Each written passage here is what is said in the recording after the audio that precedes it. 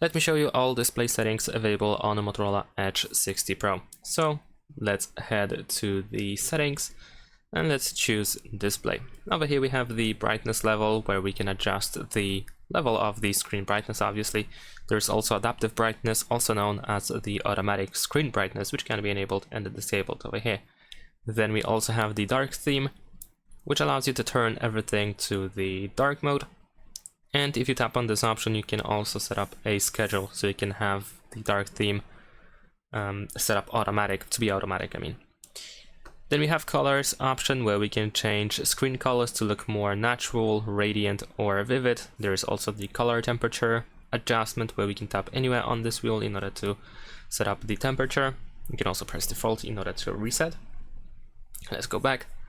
Over here now we have the display size and text, where we can change the text size as well as the display size over here, so we can make everything bigger or smaller.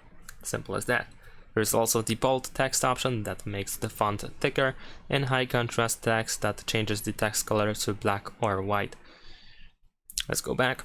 Now over here we have display refresh rate option, where we have three options. Smart and balanced means that the phone will use 120 Hz whenever it suits the phone, meaning that if there is a higher battery consumption, in order to save the battery, it will switch to 60 Hz. So this is like a dynamic refresh rate.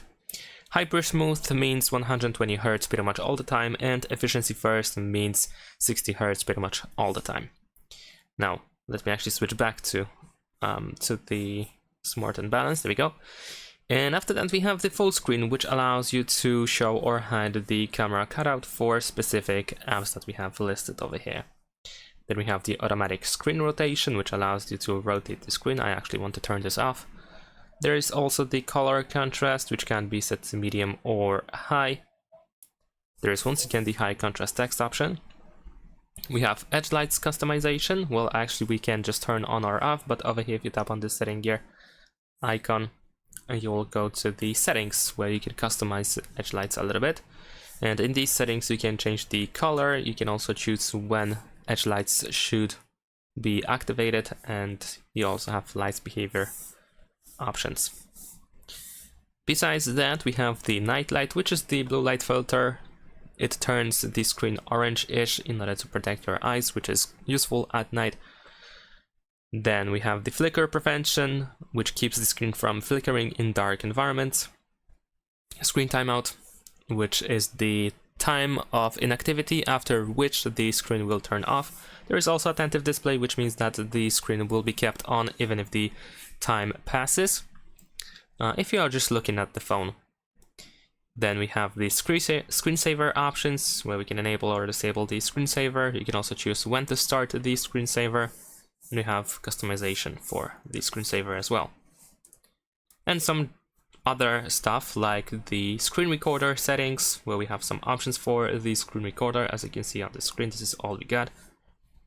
There's also the 3-finger screenshot, which is a gesture for some reason, and they have placed it over here in display settings. Then there's also swipe to split, which is another gesture.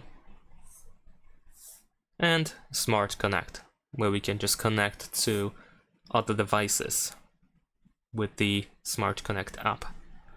And that's all. These are all display settings. Of course, we also have some personalization settings above over here in personalize, where we can change the wallpaper, theme, font, icon shape, interface colors. We can customize the lock screen. We can change the home screen grid layout, the fingerprint animation, and yeah, that's about it. Thanks for watching. Leave a like and subscribe.